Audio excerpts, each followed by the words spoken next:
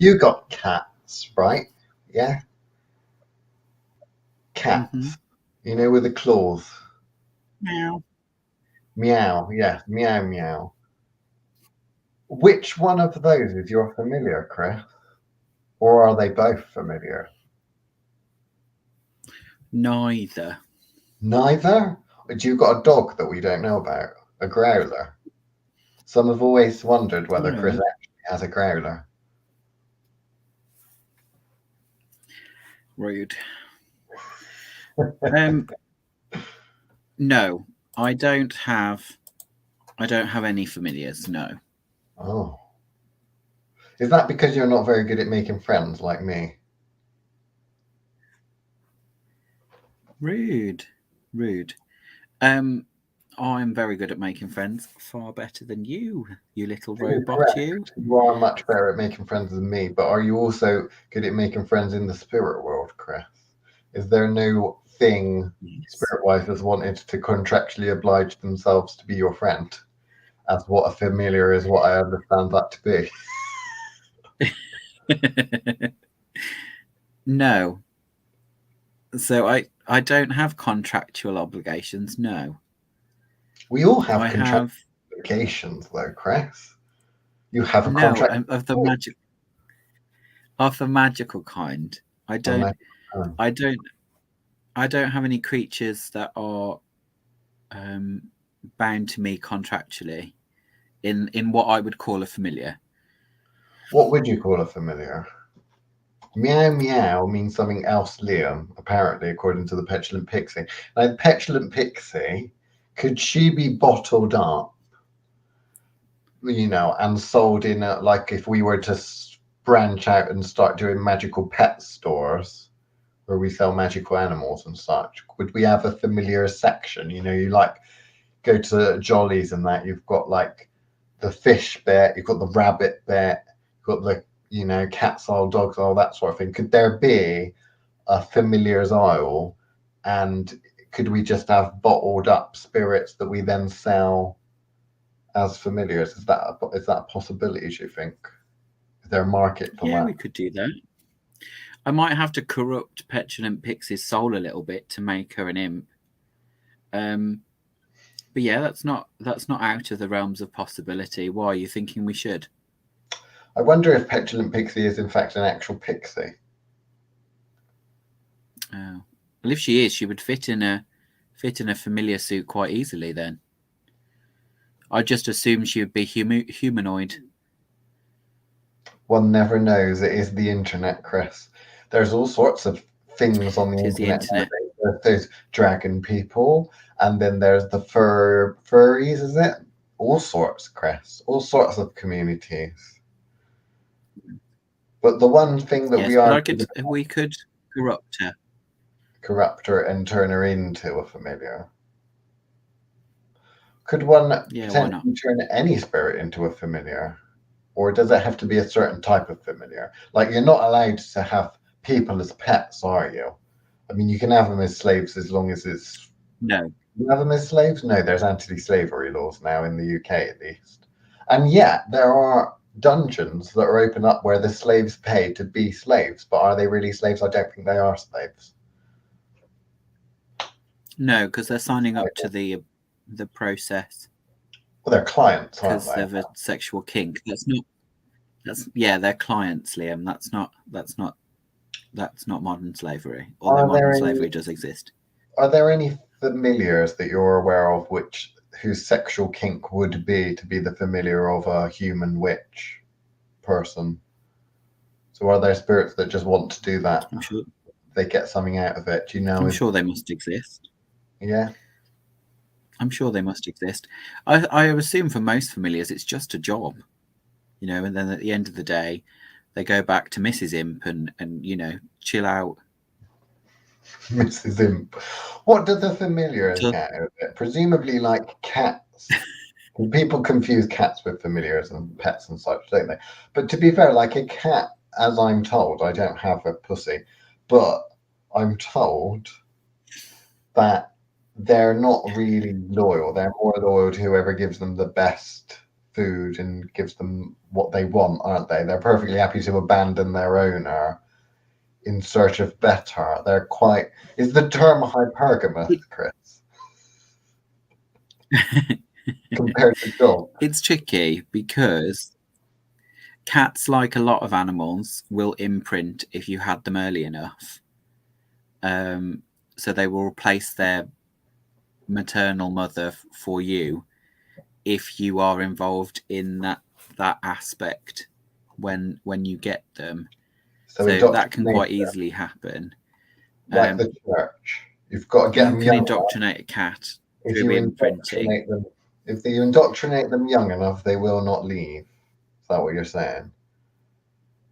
Yeah. I just thought that cats but ultimately were they just more so than dogs, because I mean, you don't see cats hanging around with homeless people, do you? And yet there's quite a few homeless people in Bristol that have got dogs. Yeah, but the thing is, you talk about loyalty by, you know, what actually dogs have, in my opinion, is attachment disorders. So you feed the dog, and the dog thinks it will never have a meal again until it sees you again. So, the dog is always so happy to see you because you're the one that feeds it. If you were to stop feeding it, it would just as happily eat you, the same way the cats get the reputation for. Anyway, this has become Pets Anonymous. Just because the only pet you would have is a goldfish. I wouldn't want a goldfish. Because it's cold-blooded, just like you. That. I like marine fish, Chris. I like saltwater fish. Yes. And if you've got attachment issues, you like things that are cold-blooded, our like resident counsellor on 0800 Paul Williams, or just look him up on Facebook. So, what would you like to? Oh, you remembered his name this week. I thought familiar spirits were those things you invite over to your house for the holidays. Yes, you are supposed to invite them in, the spirits, aren't you? That's how all the best horror films start, as we all know. No, what I want to kind of.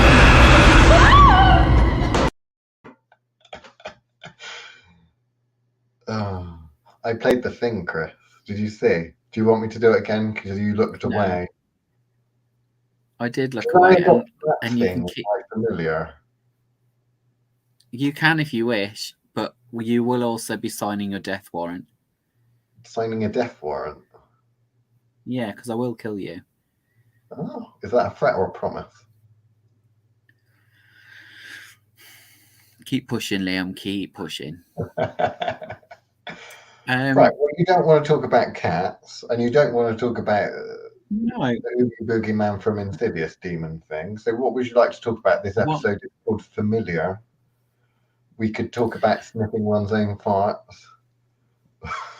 No, let's not. Well, what then? So my first point of call would be to kind of explain what I've said already, which is I don't consider my cats to be familiars. For me, familiar is a particular kind of contract that is about servitude. My cats don't work for me, believe it or not. I don't think my cats would work for anybody. They are definitely sovereign beings. But what we can quite easily talk about is different kind of relationships with kind of animals, etc. So both of mine have quite frequently had deities within them. But that's about having the understanding of processes for sacred animals, for allowing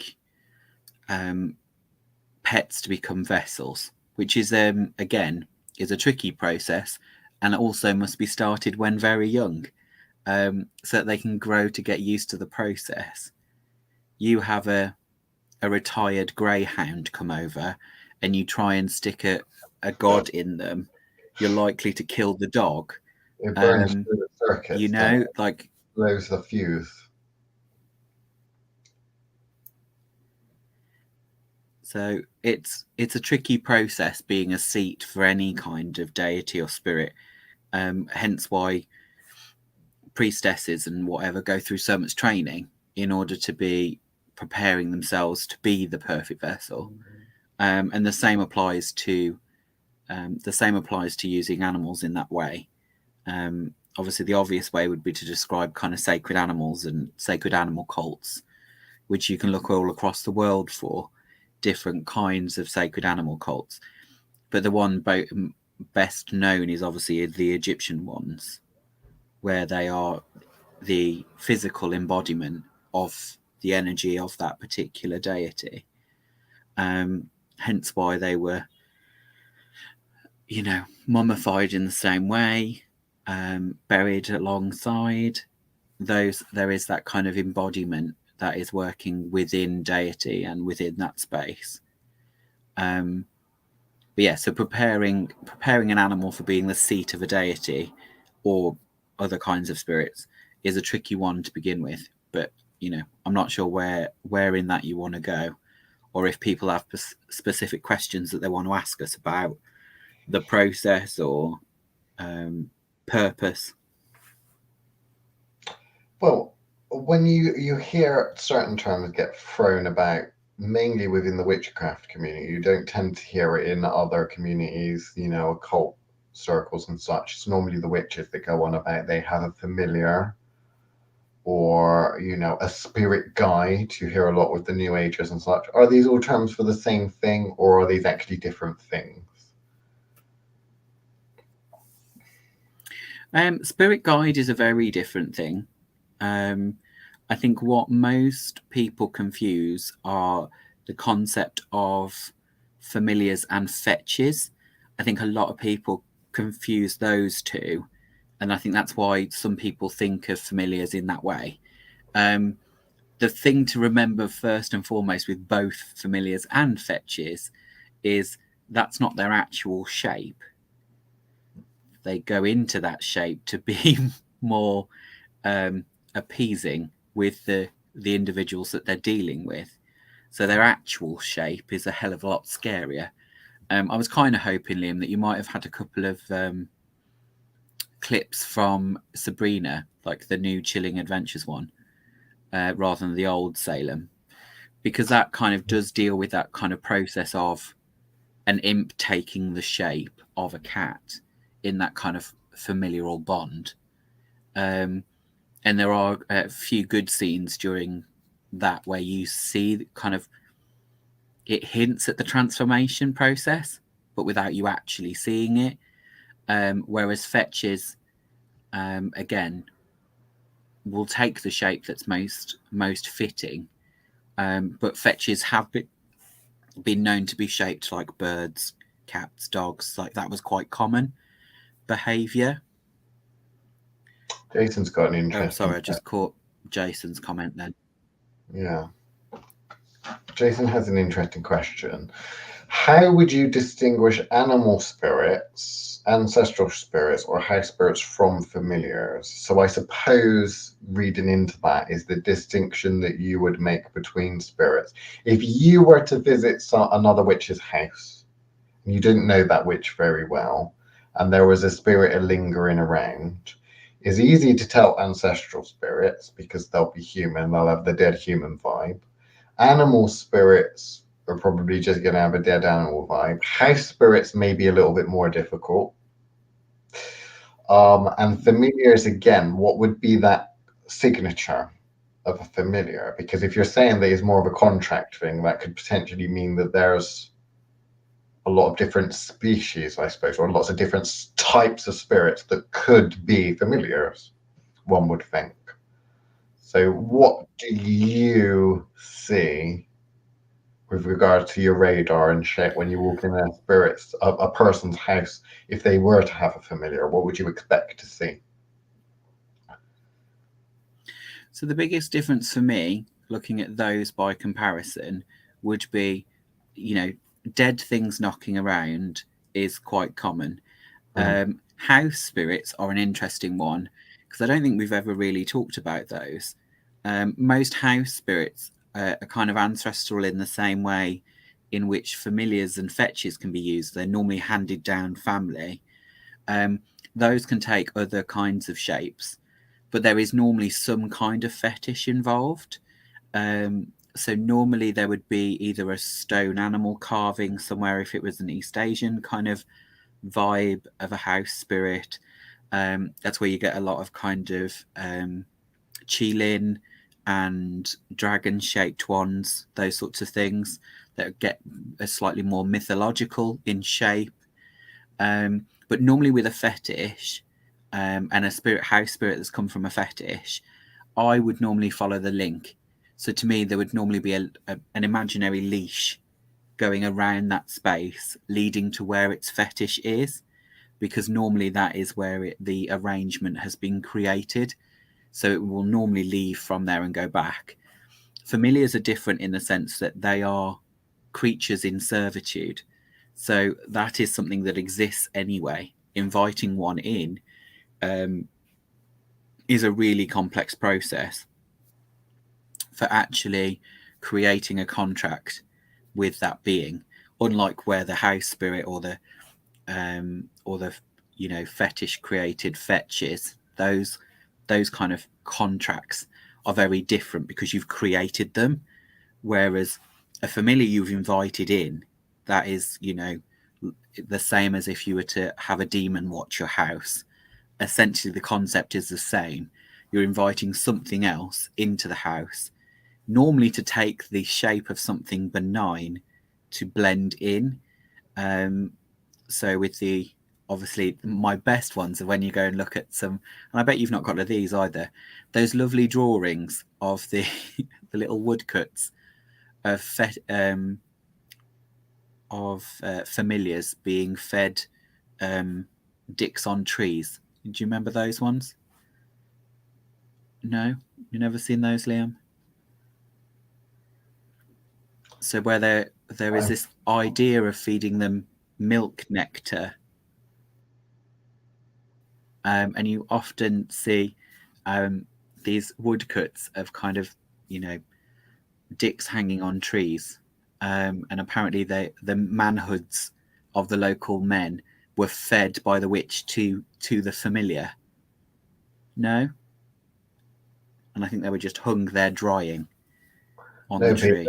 You never seen those? It reminds me of a TV show or something I saw once. I think it was on Black Mirror or something like that. Oh, okay. But yeah, the big difference between them is kind of animal spirits, ancestral spirits. They will normally be the dead remains of someone that existed. So the spiritual body of one of those individuals that have hung around and stayed in some kind of supporting role. Mm-hmm. They're not exactly bound to the house, but that is, if they stay within the confines of the house, it supports their corporeal form. Whereas like with kind of house family, they've got their own graveyard in the garden, innit? Yeah. Or so having them spirits for the house. So there's a tradition. Having them housed means that they're there for you to kind of interact with, but actually the binding is more fragile. Whereas house spirits are normally created spirits. Familiars are a contract between one being and another, which kind of goes on to what Michelle's asking there. Before I go back to familiars. Sorry, I double clicked it. She says, forgive my ignorance on this, but why would a spirit agree to reside in an animal to serve a witch? Is it learning or increasing power? Well, the thing is, it wouldn't reside in there. This is the thing. People consider it as something well, this is where the confusion is. The cat is the imp or the demon or whatever it is that is being the familiar. So they're just taking the shape of the cat or the dog or the raven. Because this is the thing. So if you've got a familiar spirit that shapeshifts, it just shapeshifts into the form of a cat or of a weird, I don't know, thing in the astral, say, because it doesn't have to be an animal necessarily. What I think she's talking about, Michelle, you'll have to correct me if I'm wrong, is I think she's talking about why would your cats agree Oh, okay. the spirit So of deity, or why would the deity be limited and go into one of your cats? I'm presuming that's what she means. I don't know. okay. So sacred animals, that's what we're talking about there. Okay. So with that kind of relationship, it's about not requiring astral sight. So taking over the cat is kind of a midway point. So that would allow communication to be much simpler than having to kind of be in that state. So that it wouldn't be in the cat all the time. That would be exhausting, and the cat wouldn't last very long. The same way as if we were possessed for too long. So it's talking about possession.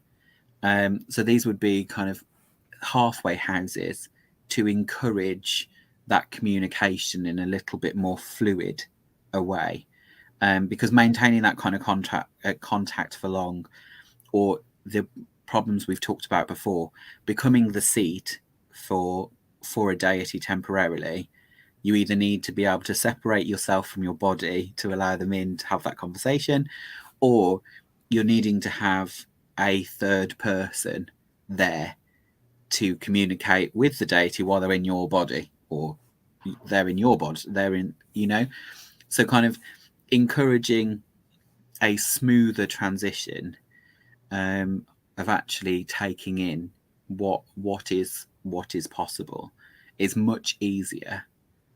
Having that relationship, yes, it means that you then have that kind of more direct line of borderline telepathy, is the best I can kind of give. It is that kind of relationship that's of signs and symbols that is more personal to you. So if I would answer the same question, because I don't work with animals, so my way of looking at it might be different. In terms of animals, sacred animals, what does the animal get out of it? Fuck all. It's like a dog that learns to do play dead or something like that. Is trained to do that because it gets a treat. Realistically, what Chris is probably talking about, which is one of the reasons why you say to train them from young, is that you're not training it because it gets something out of it. You're training it as a tool. You're turning a cat, dog, whatever it is, crocodile, into a tool to be used in witchcraft. What tool is that? It is a vessel for a spirit to inhabit. We use for human, or the history, a lot of people use human skulls to hold a human soul. So human skull might not be the skull of the person that you're trying to communicate to, but they will put and house the spirit in that skull. You could potentially use a human possession, such, but realistically, you're thinking about basically bootstrapped evocation is what I would call it, because evocation is a physical manifestation, physical corporeal presence of a spirit. Well, is the spirit going to produce its own, possess something, make its own body? What? Or are you going to provide it with a vessel to possess? What, Chris, I think you do is you've trained, like many mediums train to be possessed by dead people and ghosts and spirits and such. You've trained your cats to hold the mantle of certain spirits.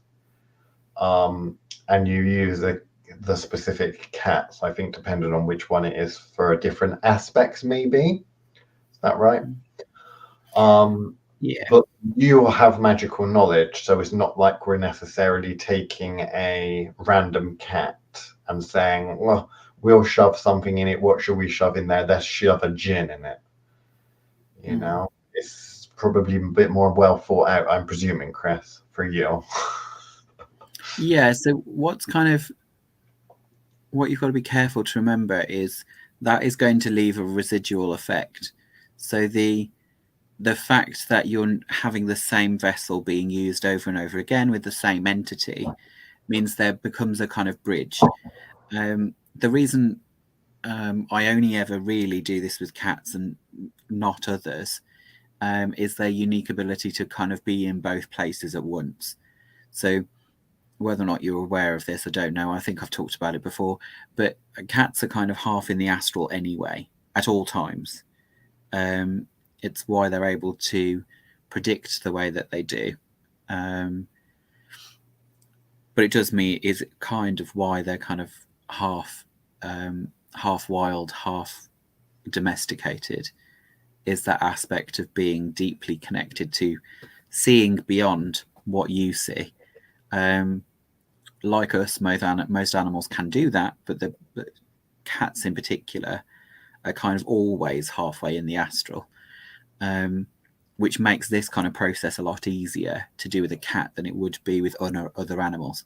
Interestingly, with the kind of, again, sacred animals and particular cult practices, is, like I say, the residual energy is left. Hence why those became quite valuable mummies. It's why they were buried in the same way. For those that were cult animals, they were buried in the main acropolis around it, in order to respect that deification. It's kind of a half process. It's been touched by the divine to such a level that it would be the same way that the priest is. The priest is halfway through. Or a person, because when people die, people are, very careful, even though the body's, the person's dead, the body that housed that person, people have an attachment to it. There's respect that's often shown, like the Queen's getting carted about in a limousine. Well, what is essentially an adapted limousine, a hearse driving about, Mercedes, I think it is. Respect is shown to the body, even if the body is not. The lights are no longer on in nobody's home, But yeah, familiars, spirits we could branch out to in general, but I think we can all agree that people's pets are not their familiars, and that your pets, even though you use them as a magical tool, you wouldn't consider them to be familiars, would you? No. And what's particularly interesting with the relationship with an actual familiar is that normally the familiar would find the witch. You wouldn't go out seeking one. They would seek you. So as you gained a reputation amongst the kind of living, familiars would then often seek you out. Yes. So there are many people out there that will have had spirits seek them out and ask them to do some sort of contract. We had a person earlier that was talking about one not going particularly well, spirit showing up, promised them all sorts of things, protection, this, that, and the other, just work with me, and a contract was signed, blah, blah, blah. There are spirits out there that will attempt to deceive and will attempt to try to become one's familiar. They're not really trying to become one's familiar. I think that although the words are different, there's a lesson to be learned from the term familiar and the term, what is it? What's the phrase? I wanted to say ascended master then. Guide, spirit guide. Because a spirit guide is a spirit, that guides you. It could be a temporary thing. So any spirit that's guiding you could potentially be a spirit guide, or it could be something that's more long term. A lot of the New Agers go on about everyone has a spirit or multiple spirit guides. Mine's a wolf, or some shit like, well, mine's such and such, but realistically, it's what are they guiding you for? What they mean to say, of course, is I know I have little future prospects and basically a slob, but I want to feel special, so I'm going to feel a little bit better knowing that there's an angel on my shoulder, or knowing that there's some sort of wolf spirit that's guiding me, even though realistically, was he guiding you too? I mean, you sit on your sofa all day eating junk food and watching terrible television. Is your spirit guide having a day off or something? When I say a day off basically for your entire lifetime, I mean, what the fuck's going on here? You know, spirit guide, spirit that is guiding you. Familiar is different. Familiar implies to me working relationship. Now, in that Chilling Adventures of Sabrina thing, there is that idea of that it is a spirit that sees the practitioner on a higher level for what that practitioner is, the person they are, their character, their ability, destiny, some would say, all of these things that a familiar sees and thinks, yeah, that's the one for me, I'll adopt that one. That wouldn't be too dissimilar from, I think, the reality of familiar spirits. Hence why the person. Yeah, there's a certain level of it is true loyalty. You know, going back full circle to what you're talking about at the beginning, is it is about loyalty. There is that kind of I'm throwing in my sword and shield with you. There is a kind of fraternal or kind of arrangement there, brothers in arms kind of thing, or sisters in arms, whatever you want to call it. There is that kind of aspect of this being has chosen to walk alongside you, and that process isn't a simple one. You know, which is why it always fascinates me, this kind of witch trials kind of period where they're kind of talked about, is because they wouldn't have been all that common. So in order to make them that kind of religious aspect of, you know, devil and devil worship and all that kind of stuff, I could understand why that would be seen that way, because if you were to see the familiar in its true form, would probably be quite terrifying. So actually there you've just got iconography that was abused.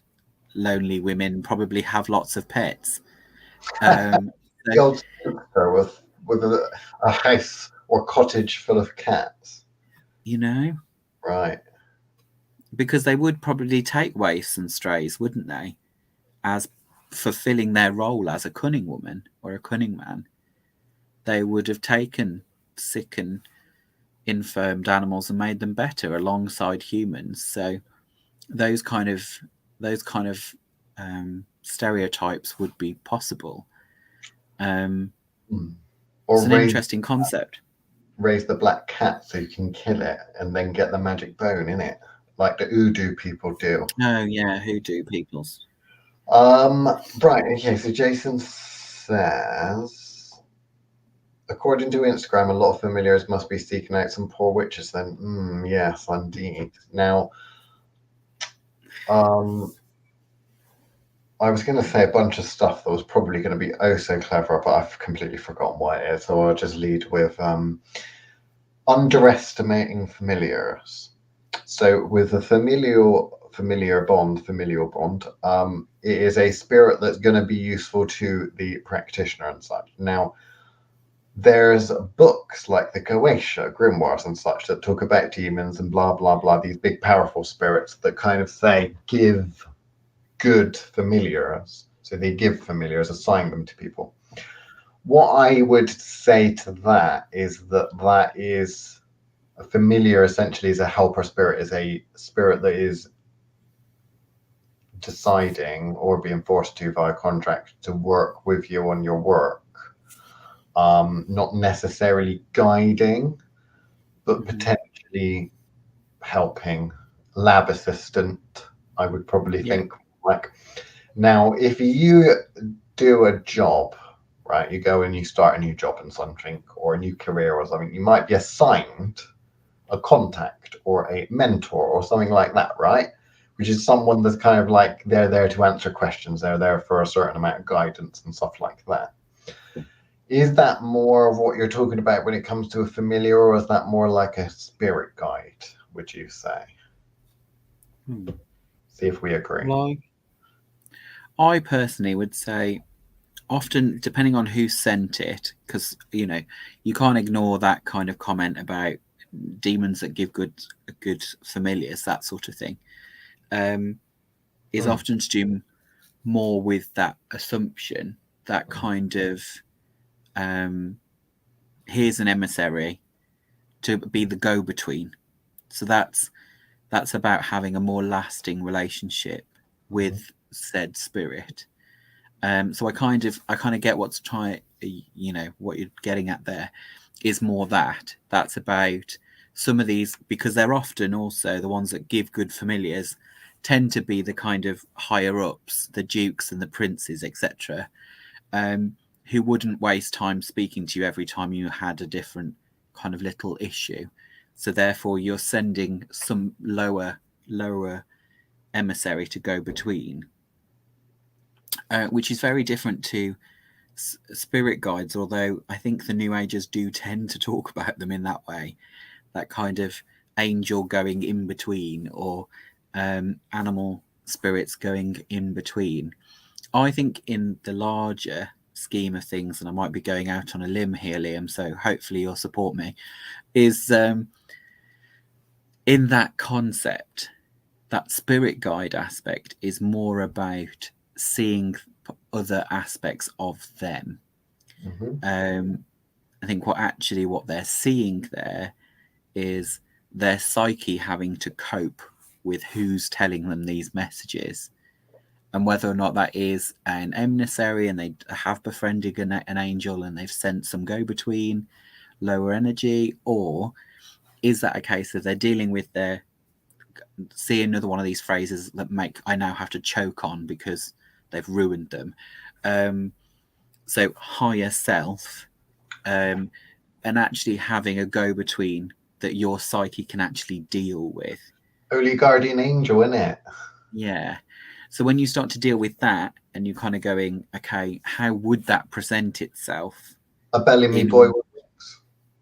You know? Is that not a question? That was not a question. Right. It was how would it present itself so you wouldn't crack your psyche dealing with it? Because if it looked just like you, it hurts then on an emotional level.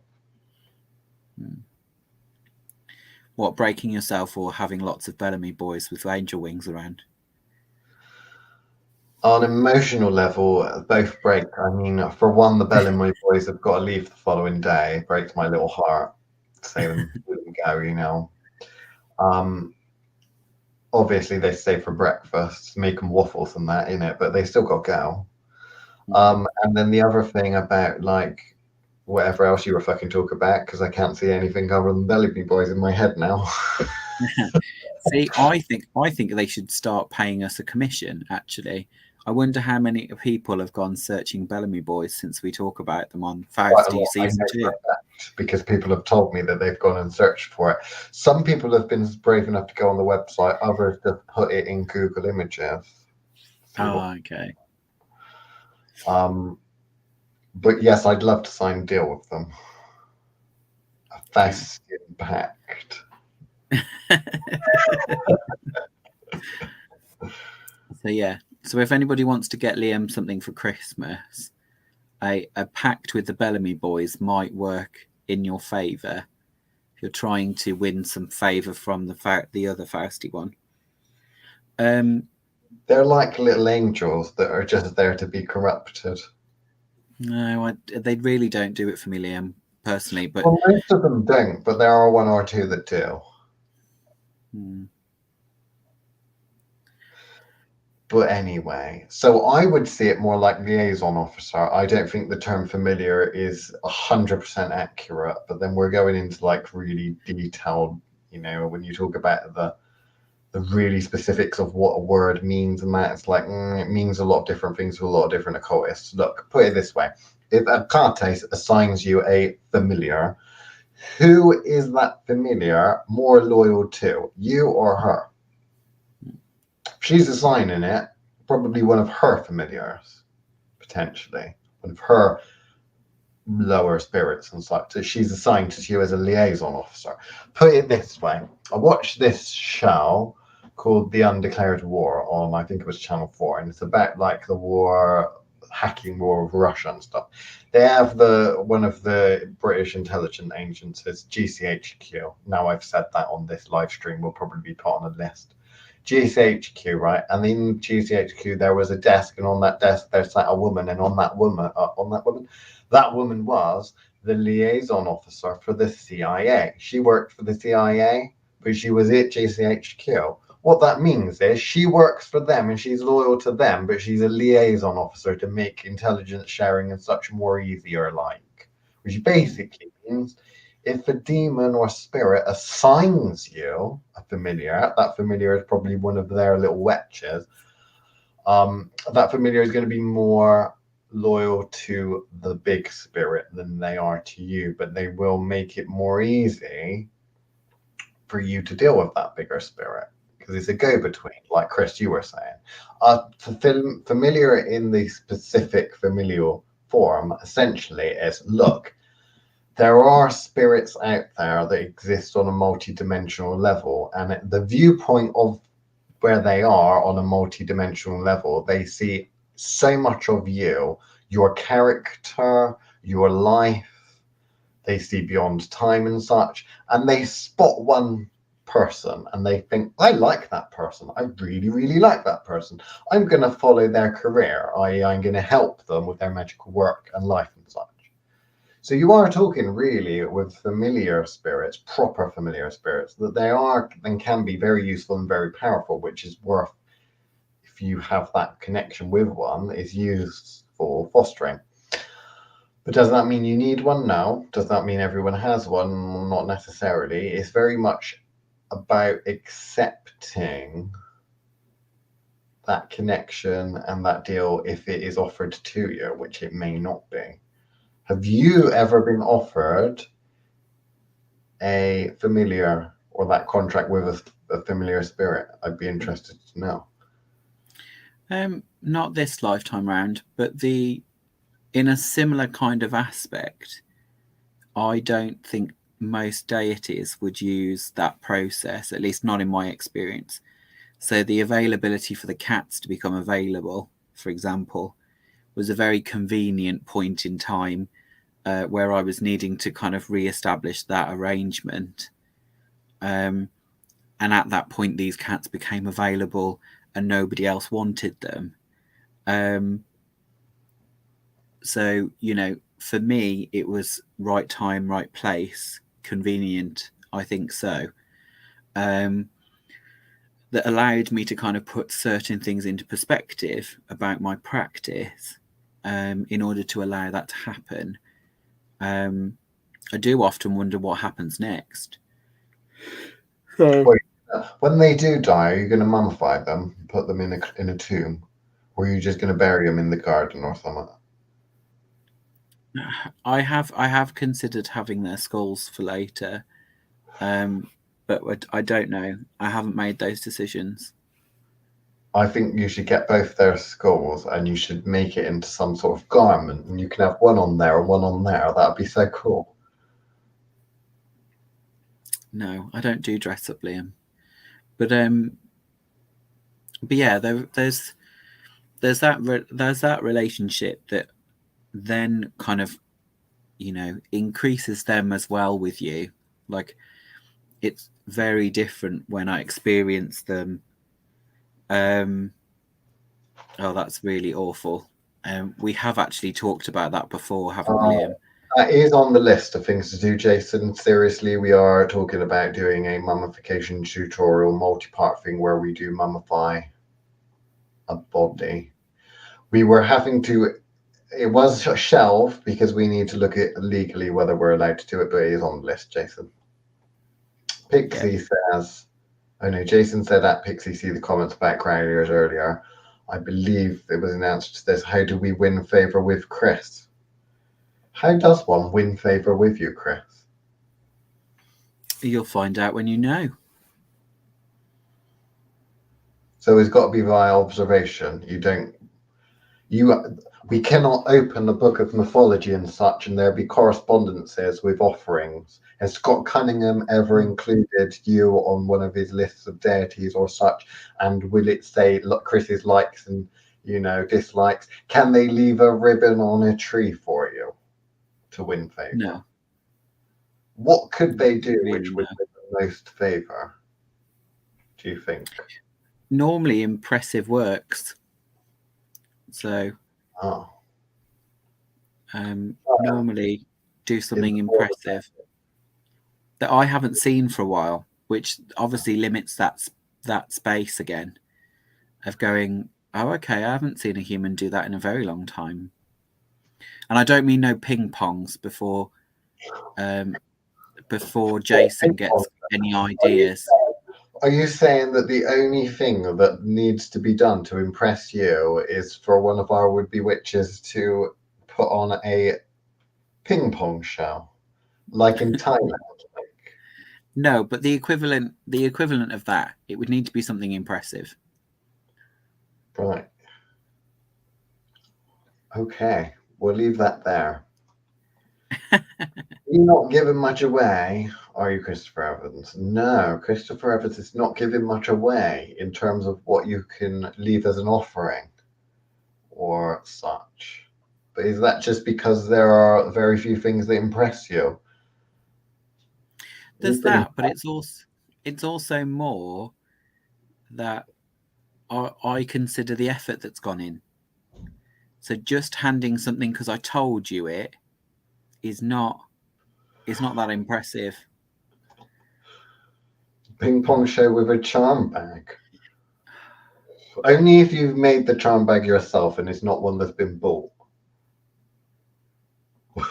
What if some of the ladies were to make a selenite crystal, one of the pointy ones, disappear without using their hands in front of your very eyes, Chris? It's not difficult. They dissolve. They do dissolve, but would that be a show that would win your favour? No. If you were Julius Caesar, would that get a thumbs up, thumbs down, kind of halfway? What? No, that's a definite no. That's a definite no. Don't try that at home then, guys. No. If you were able to sculpt it, maybe. Oh no. I heard a story with a guy I used to work with, and he went to Amsterdam once and he talked about a certain female that he met that did a trick. But I'm going to leave that there. But it does remind me of that when you talk about sculpting and such. Anyway. Well, I've never been to see one of those penis puppetry shows, but I imagine they're quite amusing. Puppetry of the penis. Yeah, I've not seen that, but apparently they're quite amusing and interesting. Is that on your list? It's not on my list of my bucket. On the list. Oh. No. I can't say it is. I don't think I really want to add it either, if I'm honest. No, it's not something I would seek out, but if I happen to be there and they're like, oh, free ticket, come on in, I may have wasted the time, as long as there were drinks. I know something that I do want to put on my list, though. Oh dear, that's scary. Oh, it's right in front of me. You lost your list. I've got to add something to my list. Carry on. We got 10 minutes or so. So what haven't we covered? Familiars, guards, spirit guides, growlers. Jason says maybe a Bellamy puppet show. Would that make the list? No. A puppet show, is that like, what is it, Harry Potter's Puppet Pals or something like that, where they're just basically like No, I think he meant if it was penis puppetry done by the Bellamy boys, would that be worth going to see?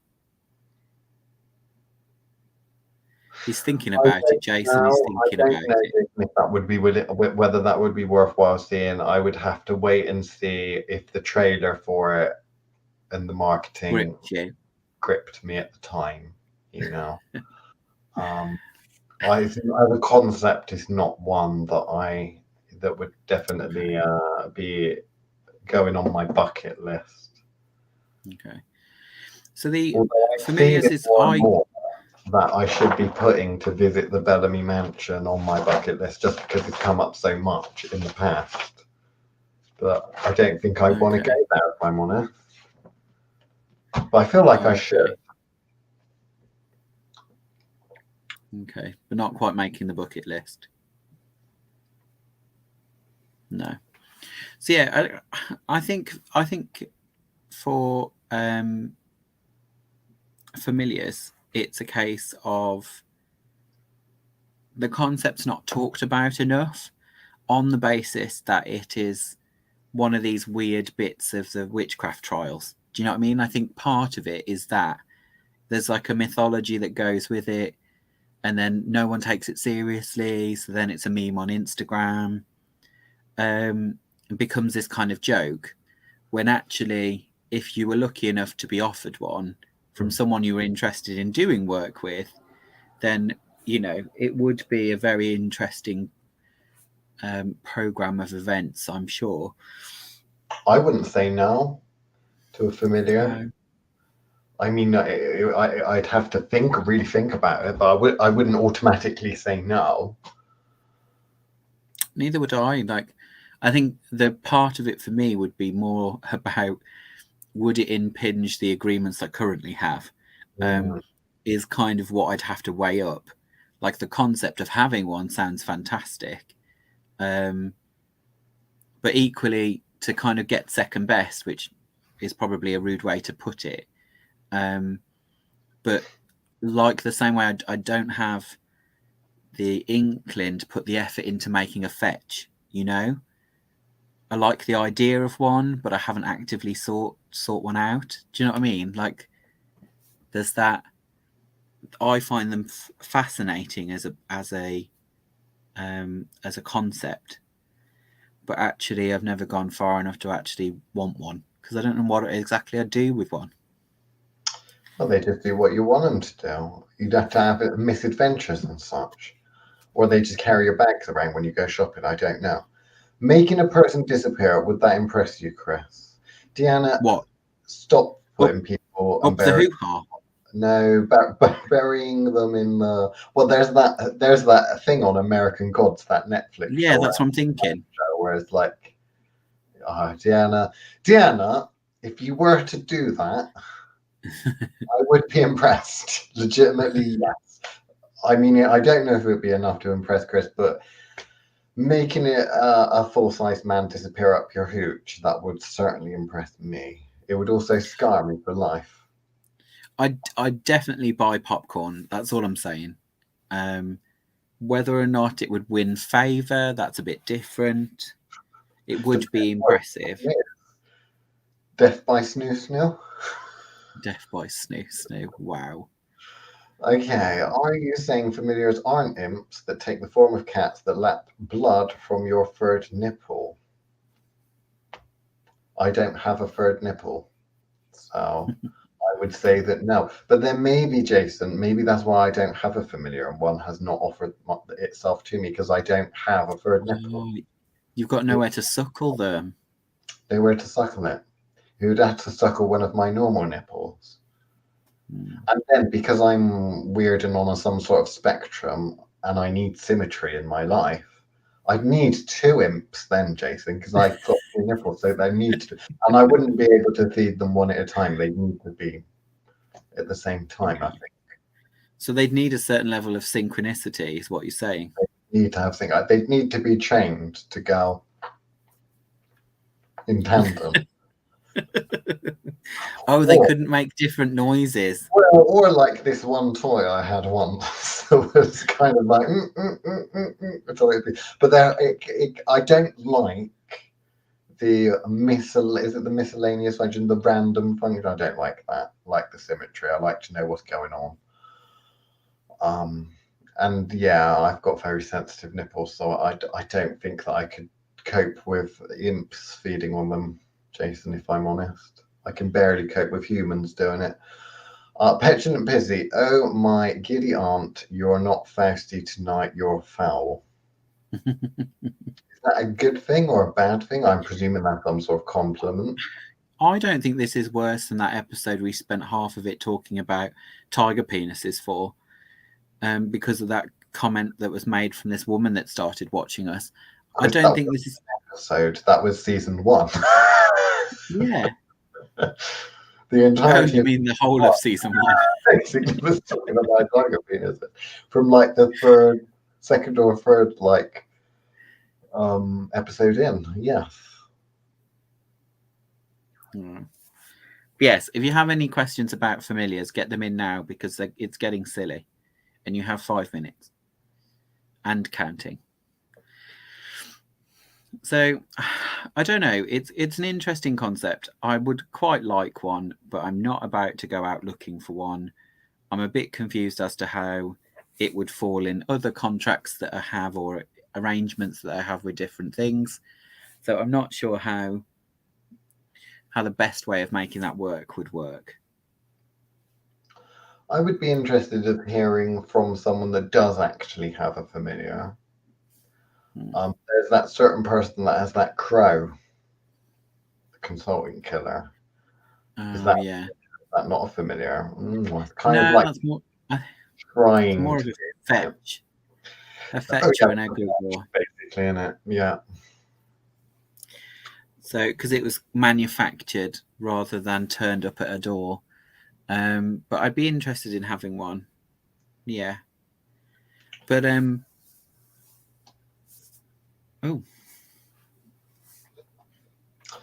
Well, for one, it wouldn't have been sent. It would decide to turn up, and if it decides to turn up, it is making those decisions itself. So it's communication. So we're essentially like any spirit. If a spirit shows up, how does one know what the spirit wants? Would depend on the communication. I would also presume that if it is a familiar that wants to be your familiar, you are going to have a very, very easy time communicating with it because this is a spirit that you're supposed to be kind of like best friends almost.